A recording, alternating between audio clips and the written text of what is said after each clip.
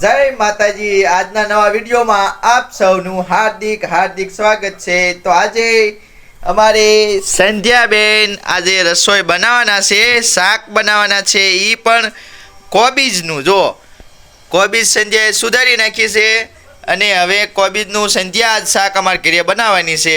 સંધ્યા હાલો હવે કઈ રીતનું બનાવવાનું છે તે બનાવવાનું શરૂ કરવો।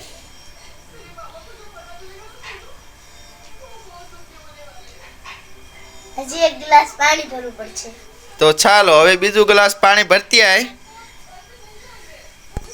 હાલ એક ગ્લાસ પાણી લઈ લો।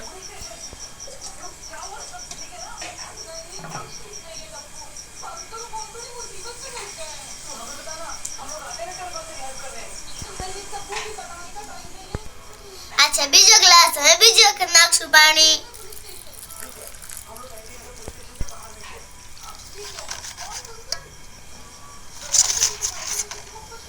હજી પાણી નાખવું પડશે। તો ચાલો હવે સંધ્યા ગેસનો ચૂલો હળગાવશે। તો સૌપ્રથમ લઈશું બાકસ લઈ અને સંધ્યા ચૂલો દિવાળી હળગાવશે। કાઢું છું। દિવાળી કાઢી લીધી, પેલા હળગાવવાની। લો ભાંગી ગઈ। ગેસનો કોઈ સાળો ન લેવાય। જો મિત્રો સંધ્યાની ઉંમર લગભગ 5માં ભણે છે અને 11 વર્ષની ઉંમર છે આ સંધ્યાની। અને સંધ્યાને આપણે શાક બનાવતા આવડે જ છે। અને કારણ કે જો નાની છોકરી હોય ભણતી હોય તો એને નાનપણથી જ આવું બધું રસોઈનું શીખવાડવું જરૂરી છે। કારણ કે મોટી થઈ અને જ્યારે ભણવા જાય ત્યારે તેને કોલેજ કરતી હોય તો ક્યાંક એવી રૂમ બૂમ રાખીને રહેવું હોય તો રસોઈ બસોઈ આવડતી હોય તો 4-5 છોકરીઓ તેલ નાખીશું। રહી શકે અને આવડતું હોય તો બનાવી શકે, રાંધી શકે પોતે જાતે। તો સંધ્યા જો શાક બનાવે છે અને એ કોબીનું શાક બનાવવાની છે। જો અહીંયા આપણે કોબી સુધારીને કમ્પ્લીટ કરી નાખી છે।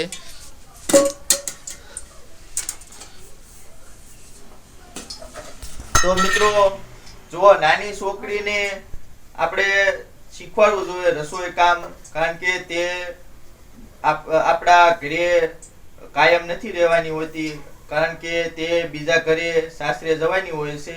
એટલે એને જો રસોઈ કમ્પ્લીટ આવડતી હોય તો તે ત્યાં પોતાના જે સાસુ સસરા હોય તે આવડતું હોય તો તેને કોઈ મેણા ન મારે કે તને રસોઈ નથી આવડતી એવું ન કે। એટલા માટે આપણે નાનપણથી જ આપણે છોકરીઓને ઘરકામ શીખવાડવું જરૂરી છે। હવે રાઈ નાખવાની છે। હવે રાઈ નાખીશું। જો સંધ્યા નાખી દે રાય વાલ।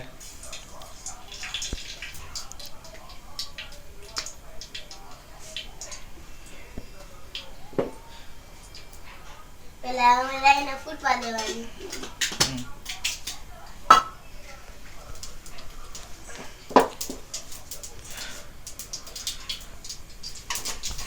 તો સંધ્યાને ખાલી રસોઈ જ આવડે છે એવું નથી, સંધ્યાને ભણવામાં પણ સંધ્યા હોશિયાર છે। અમારે સંધ્યા એને રસોઈ કામનો બહુ શોખ છે। તો એ જેને શોખ હોય તેને જ રસોઈ આવડે।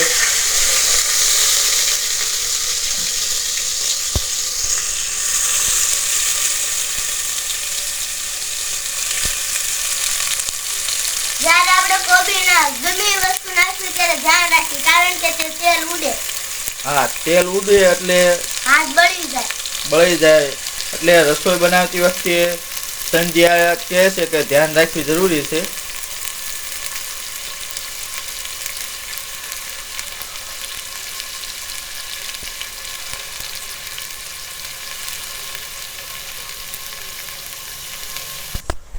તો મિત્રો સંધ્યાને ખાલી શાક જ નથી આવડતું, તેને રોટલી પણ આવડે છે। ઘઉંની રોટલી પણ મસ્તની બનાવે છે, ગોળ। તમને જોવો તો તમને એમ થાય કે ના બાકી સંધ્યાને રોટલી તો બહુ સરસ મજાની આવડે છે। તો સંધ્યાની રોટલી પણ કેવી બનાવે છે તે તમને બતાવશું વિડીયોમાં કન્ટિન્યુ।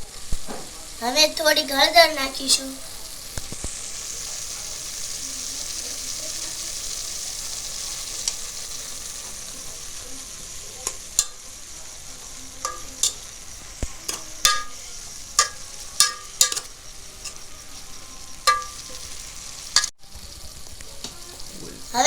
નાખીશું મીઠું. જેટલું જોતું હોય એટલું જ નાખવાનું, વધુ નહીં નાખવાનું, નકર ખારું થઈ જાય.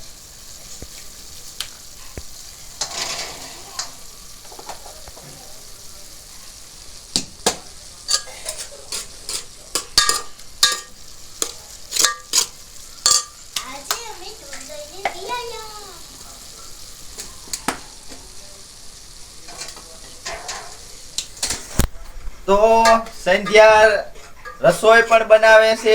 ઘરકામ નાનું મોટું હોય, ઝીણું મોટું કામકાજ હોય તો વાસણ ધોઈ નાખે અને હંજવાડી કાઢે, પોતા કરે. આવું બધું નાનું મોટું બધું સંધ્યાને કામ આવડે છે અને એ આવડવું જરૂરી છે. કારણ કે નાનપણથી જો બાળકને આવું બધું નાનું મોટું આપણે ઘરકામ શીખવાડવી તો તેને પોતાનું શરીર હોય તે ઘરકામમાં બધું વળી જતું હોય છે. એટલે તેને પછી મોટી ઉંમર થાય પછી તેને આળસ ન થાય અને તેને કામ કરવામાં ખોટી આળસ ન થાય. એટલા માટે નાનપણથી જ આપણે એવી બાળકને શીખવાડવું જોઈએ જેથી કરીને તેને મોટી ઉંમરમાં કંઈ ન ફાવે એવું બને નહીં. એટલા માટે તેને આપણે નાનપણથી જ આવી બધી ઘરકામમાં શીખવાડવી તો એને આવડે.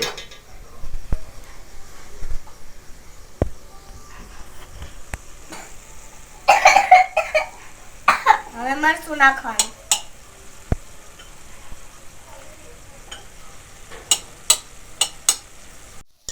હવે ચમચો ઘડીક મૂકીશું નીચે. તો જો હવે સંધ્યા ઘઉંના રોટલા બનાવશે તો ઘઉંની રોટલી તેને આવડે છે અને એ ઘઉંનો લોટ બાંધે છે અત્યારે. તો સંધ્યાને આ બાજુ સંધ્યાએ શાક કોબીજનું બનાવવા મૂકી દીધું છે અને હવે અહીંયા રોટલી બનાવવા માટે લોટ અત્યારે સાળે છે.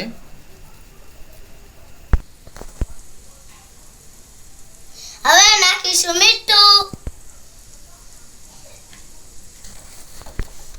તો મિત્રો જ્યારે નાની છોકરી હોય તો નાના બાળકો હોય તો તેમને રસોઈ બનાવતા ન પણ આવડતું હોય.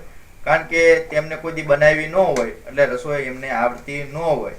પણ આપણે જ્યારે નાની છોકરી હોય તે રસોઈ બનાવતી હોય પણ તેને ન આવડતું હોય તો જેવું બને તેવું શાક અથવા રોટલી જેવું બને તેવું આપણે ખાઈ લેવું પડે.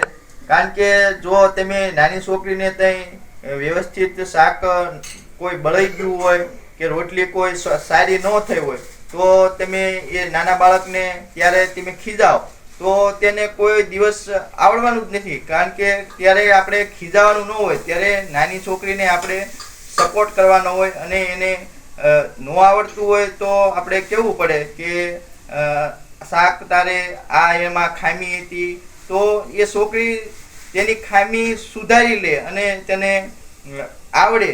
જો તમે ખીજાવ તો તેને આવડતું નથી હોતું અને એને પણ થોડુંક મગજમાં ડર બેસી જાય છે કે મને નહીં આવડે એટલે એ છોકરી શીખે નહીં. એટલે આવું બધું નાની મોટી તમારે ખાસ ધ્યાન રાખવી જરૂરી છે.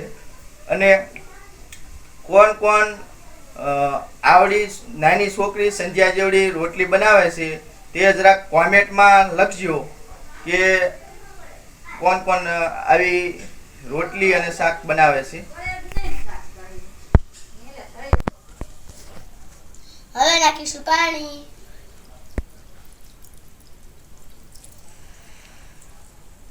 થોડું થોડું નાખવાનું એટલે ખબર પડે.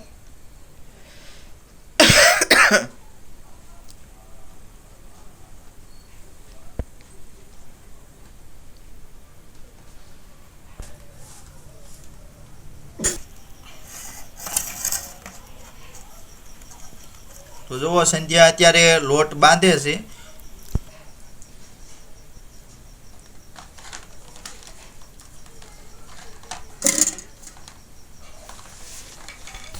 તો મિત્રો જુઓ સંધ્યા આવી રીતનું ઘરકામ કરતી જાય છે અને પોતે 5મું ધોરણ અત્યારે ભણે છે. ભણતી જાય છે, ઘરકામ કરતી જાય છે. કારણ કે છોકરી હોય તેને આપણે ઘરકામ તો શીખવાડવું જ પડે. કારણ કે તે પોતાની પાંખું આવે તો તે બીજા ઘરે તેને જવાનું હોય છે.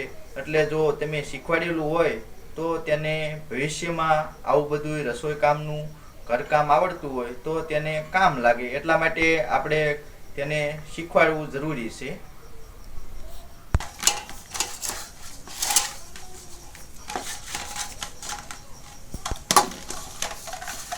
જો મિત્રો લોટ બંધાઈ ગયો છે. સૂલો હળગાઈ નાખશે. હવે તાવડી મેકશું. હવે રોટલી બનાવવાનું સ્ટાર્ટ કરીશું.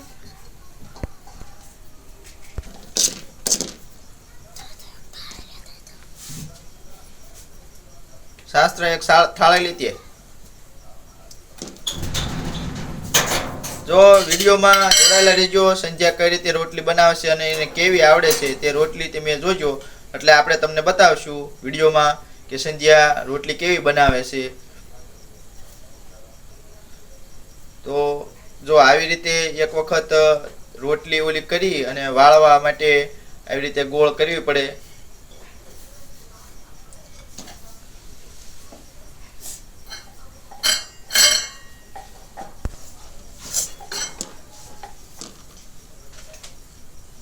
તો સંધ્યા જો અત્યારે રોટલી બનાવી છે. તો અહીંયા કોબીજનું શાક બને છે અને આ બાજુ સંધ્યા રોટલી બનાવે છે. હવે તાવડીમાં નાખી દઈશું.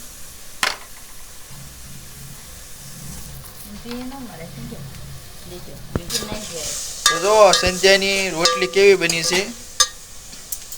જેને મારે જે રોટલી બનાવતા આવડતું હોય તે કોમેન્ટમાં લખી દેજો.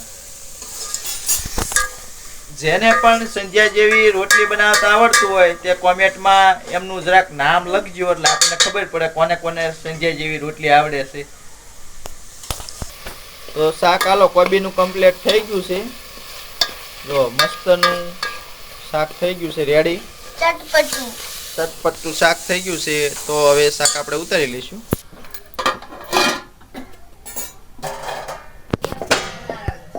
તો જો હવે સંજયે એક રોટલી બનાવી નાખી અને આમાં બીજી બનાવે છે. જો સડવા દે કાચી આગળ.